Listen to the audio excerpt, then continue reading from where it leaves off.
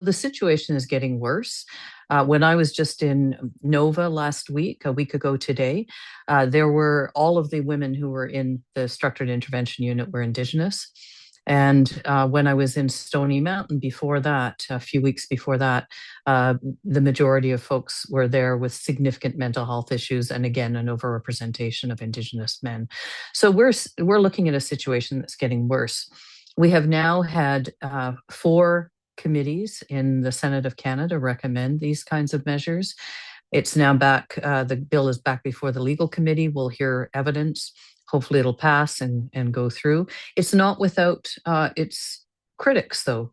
Some people feel that because the mental health systems writ large, like so what people in the community, not prisoners, might access, are strained, that we should not allow these kinds of measures to go through.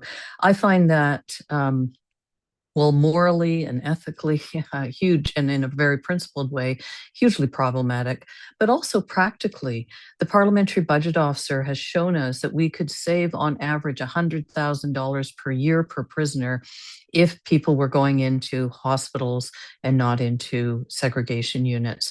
So really it behooves the government, especially now as we're looking at how to be more fiscally responsible, as well as the human and social cost of these measures, because part of the reason that Bill C-83 was brought in the first place is the Canadian government was trying to avoid a Supreme Court of Canada case where they might be forced to do what we're trying to encourage them to do through this law.